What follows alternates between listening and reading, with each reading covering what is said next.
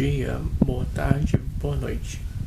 Estamos aqui de novo aqui no canal Tarde Leve e hoje a gente vai trazer um conteúdo novinho, um bate-papo com um especialista, sim, um bate-papo sobre gravidez na adolescência.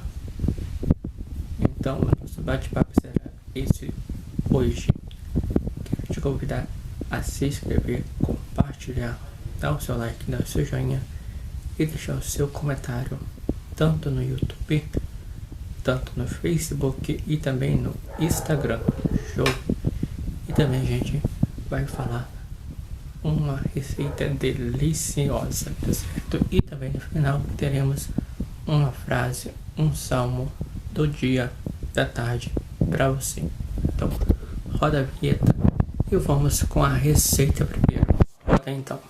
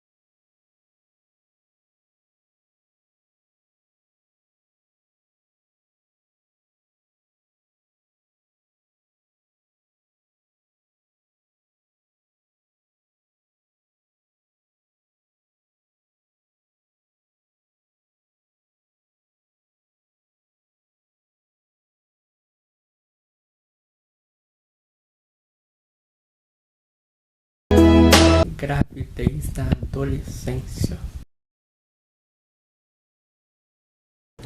Muito bem, este é o Conexão Futura ao vídeo. Hoje vamos falar sobre gravidez na adolescência. De acordo com dados do Ministério da Saúde, 2 em cada 10 crianças nascidas vivas no ano de 2010 no Brasil eram filhos e filhas de meninas de 19 anos ou menos. E 12% das nossas adolescentes de 15 a 19 anos possuíam pelo menos um filho. Esses dados apresentam redução quando comparados aos números registrados na década anterior do ano 2000, mas ainda preocupam não só aqui no Brasil. Segundo a Organização Mundial da Saúde, 1 em cada 5 adolescentes e jovens que deu à luz com menos de 18 anos. E além disso, a OMS também alerta que é elevado o número de mortes entre pessoas de 15 a 19 anos, essas meninas que não resistem às complicações pós-parto. Bom, todos sabem que a gravidez precoce oferece riscos como a prematuridade e o baixo peso do bebê e também afeta o desenvolvimento do próprio corpo da gestante, né, que está em formação ainda como adolescente. E o pré-natal, o acompanhamento terapêutico, o apoio familiar e o bem-estar pessoal são fundamentais nesse momento tão delicado na vida de uma jovem. Então a gente conversa sobre as dificuldades e as mudanças na vida de uma jovem mãe, hoje aqui no estúdio conosco, Mariana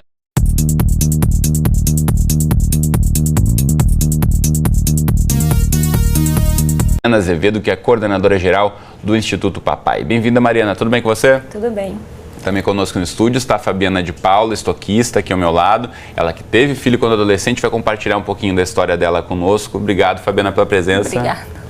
E ainda conosco aqui no estúdio está o Paulo Galo, que é professor de ginecologia do Hospital Universitário Pedro Ernesto da UERJ.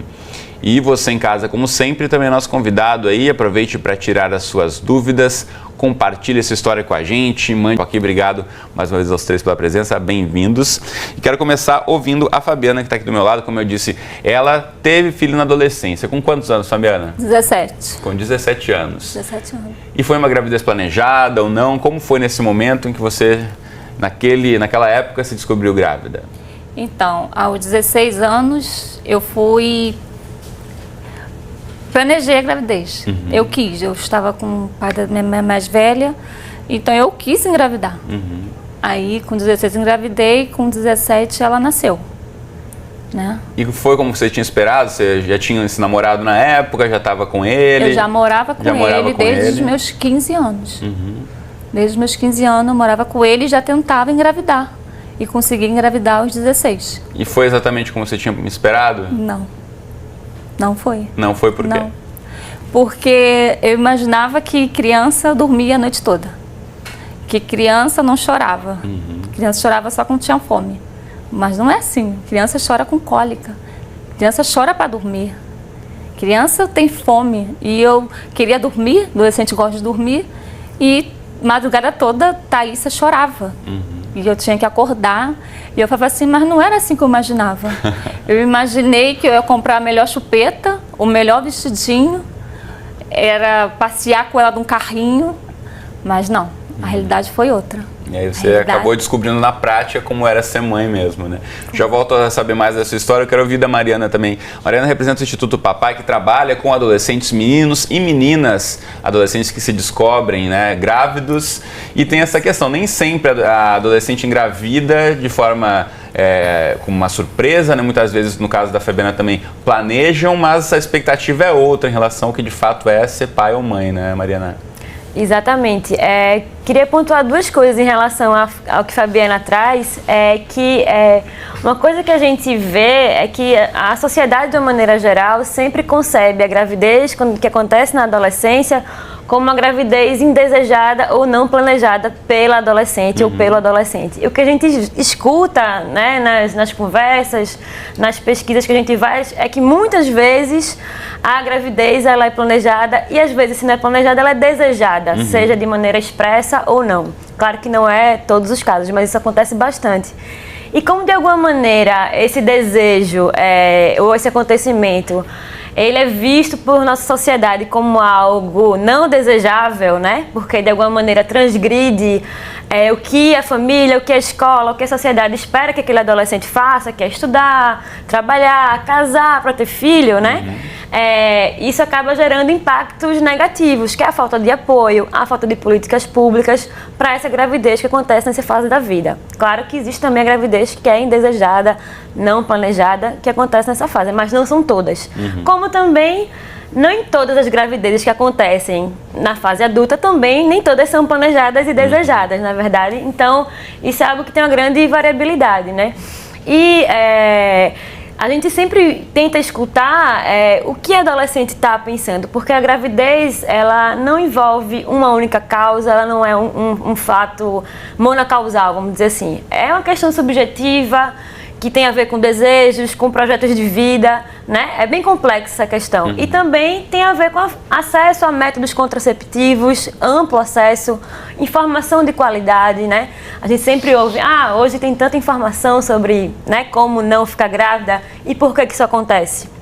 Mas entre a informação e a prática há uma grande distância que tem a ver com várias coisas. Tem uma distância enorme, né? O Dr. Paulo está aqui com a gente no estúdio também, trabalha no setor público, atendimento público em relação à saúde, com muitas adolescentes, inclusive a gente sabe que os postos de saúde, os hospitais distribuem os métodos contraceptivos, mesmo assim esse gap aí da distribuição e do uso é muito grande. Agora, sendo uma gravidez desejada ou não, Dr. Paulo, tem a questão do impacto no corpo da própria adolescente, que ainda está em formação também. Queria que você falasse um pouquinho sobre essa questão da expectativa que muitas vezes a própria menina tem em relação a engravidar e quando se dá conta e percebe as mudanças no corpo, nem sempre são como esperava, né? Foi colocado aqui o caso dela especificamente, não foi uma gravidez indesejada, muitas não são, mas as pesquisas, principalmente em serviço público, apontam que cerca de 20% das gestações em adolescentes eram desejadas ou planejadas. Os 80% eram gestações não planejadas nem desejadas. Então, o impacto maior é de gestação não desejada. O grande problema é que a gente chama de gestação na adolescente aquelas gestações que ocorrem entre os 12 e 19 anos, com menos de 20 anos. E muitas dessas meninas ainda estão em fase de formação, até com relação à parte hormonal e tudo mais. E a gente sabe que essas gestações, nessa fase da vida, antes dos 19 anos, aumentam o risco de hipertensão da gravidez, que o pessoal chama de pré-eclâmpsia, aumenta o risco de prematuridade, aumenta o risco de parto de criança, feto pequeno para a idade gestacional. Então, uma série de complicações que são mais comuns e ocorrem na adolescente. E o pior, muitas vezes essas adolescentes, elas escondem a gravidez o máximo que podem, principalmente com medo da reação dos pais, da sociedade, das amigas, na própria escola, e com isso elas acabam começando o pré-natal muito mais tarde. Quer dizer, se nós temos um grupo que tem um risco maior de complicação na gravidez, e esse grupo que tem uma maior complicação deveria iniciar o pré-natal o mais precocemente possível, um pré-natal mais bem cuidado. Exatamente por isso, para ela ter mais riscos na gravidez, ela deveria ter acompanhamento mais de perto e mais cedo. Mas por conta de todos esses problemas, por conjunturas sociais, ela acaba retardando a revelação dessa gravidez, iniciando um pré-natal mais tardio, o que acaba virando uma bola de neve e aumentando os riscos dessa gestação. Fabiana, você teve alguma mudança mais complicada? Você teve uma gravidez tranquila? Como é que foram as mudanças no seu corpo ao longo do período de gestação? Então, eu tive problema de pressão. É o que o doutor mencionou, né? Pressão eu fiquei muito problema de pressão e tive muito inchaço. Fiquei muito inchada e enjoava demais. E você chegou a fazer o pré-natal, acompanhamento? A partir dos 4 meses. Nos 4 meses? Eu comecei a fazer o pré-natal. E que diferença você acha que teve para você, no caso de ter tido o acompanhamento nessa fase, né, já como adolescente também, primeiro filho, ainda muito jovem? Como o pré-natal ajudou você em se tornar mãe? Então, ela me ajudou, a médica falou que depois quando eu tivesse a Thaísa, eu ia participar de um projeto, né? Tipo assim, tomar anticoncepcional, as coisas assim.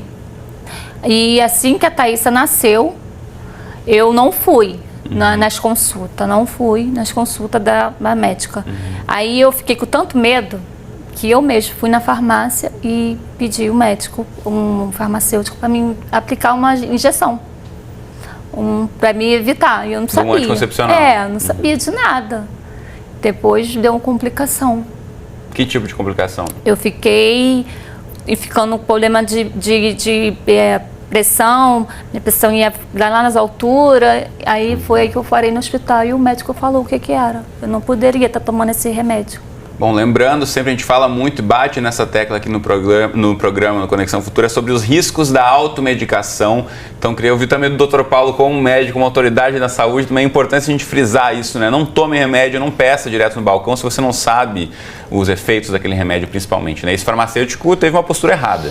Na verdade, não é farmacêutico. Farmacêutico é um profissional de farmácia. Quando você vai na farmácia, é um balconista, um funcionário, que é um vendedor, que não tem nem formação de conhecimento daqueles fármacos. O objetivo dele é vender e ponto, né? E, na verdade, um método contraceptivo ele tem que ser individualizado para cada caso. Tem situações que você pode ser ideal uma pílula, outras situações um DIU, outras situações métodos de barreira. Então, o ideal é que se procure um programa programa de planejamento familiar, hoje na maioria dos serviços universitários e até em postos de saúde, para tentar definir o melhor método para cada pessoa. Mas, voltando mais atrás do fato dessas gestações indesejadas, a gente tem já programa de planejamento familiar. O problema não é o acesso ao método. Planejamento familiar é um dever do Estado, direito de todo cidadão. Não... A gente está falando aqui também de serviços de saúde, já mostro para você na internet o site do Hospital Universitário Pedro Ernesto, representado aqui no estúdio pelo Dr. Paulo. Você pode acessar aí o hup.uerj.br e aqui você vai em especialidades clicando e já acha aqui obstetrícia e pré-natal, que é o nosso tema aqui desse acompanhamento, né, logo após a descoberta da gravidez, sobre essa assistência prestada por eles a adolescentes ou não, né, como a Mariana já mencionou. Você coloca aí papai.org, na verdade, a gente vai corrigir, papai.org.br, redireciona aqui para o site deles, que tem várias informações sobre os serviços prestados pelo Instituto Papai. Mostro para você rapidamente de casa no site do Ministério da Educação, no portal do professor, tem um exemplo aqui de como professores e educadores que querem levar essa discussão para dentro da sala de aula podem buscar aí uma inspiração aqui na TV, na internet, no Periscope, no Twitter, Facebook.